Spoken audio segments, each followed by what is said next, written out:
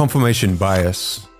You have an existing belief about something, you go in search of evidence that supports that belief, which further reinforces the belief. And you continue this cycle. If you come across evidence that doesn't support your belief, you filter the disconfirming evidence, and your brain forgets it after a short period of time. We never like to learn we've believed in a falsehood or made a bad decision, which is why we tend to filter what information we pay attention to. This is confirmation bias, the tendency to interpret new information so that it becomes compatible with our existing theories and beliefs. This bias is subtle, unconscious, and always present in the mind when rational thinking is needed. As opposed to the scientific method, where you form a hypothesis or ask a question, gather evidence, and then test the hypothesis, this is hard work and may entail some unpleasant truths. This is John. John begins with a simple theory or belief. He turns to Google. He subconsciously goes in search of the first information that confirms his belief, and the confirmation bias takes care of filtering out the rest. Finding information that proves you are wrong is one of the best ways to determine if you are right, and philosophers of science would tell us to combat this bias by trying to refute the hypothesis.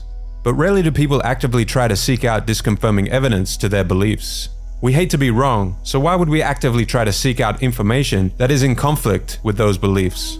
To make matters worse, the biggest platforms now tailor content to personal interests and browsing history, supercharging confirmation bias on a mass scale.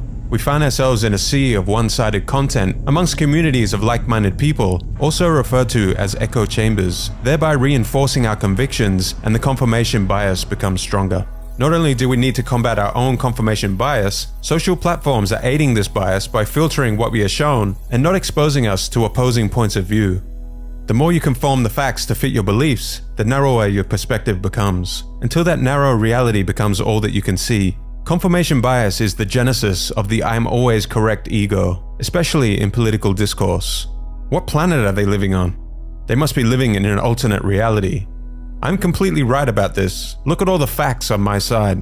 As a result of confirmation bias, we have a high degree of confidence. We feel deep down that we are right. If someone challenges our opinions, we tend to become defensive and even hostile. As opposing perspectives become narrower, discourse about facts that are being interpreted and filtered differently becomes nearly impossible, because both sides of an argument are seeing the evidence through the lens of their theories and only looking out for what confirms their existing beliefs. Echo chambers are the flywheels for frequent repetition and dissemination of ideas. The same ideas are shared, liked, and repeated, and any new beliefs are quickly shut down. All divergent thinking and opinions begin to disappear. When people hear the same thing repeated enough times, the facts may as well go out the window. According to Daniel Kahneman, a reliable way to make people believe in falsehood is frequent repetition, because familiarity is not easily distinguished from truth.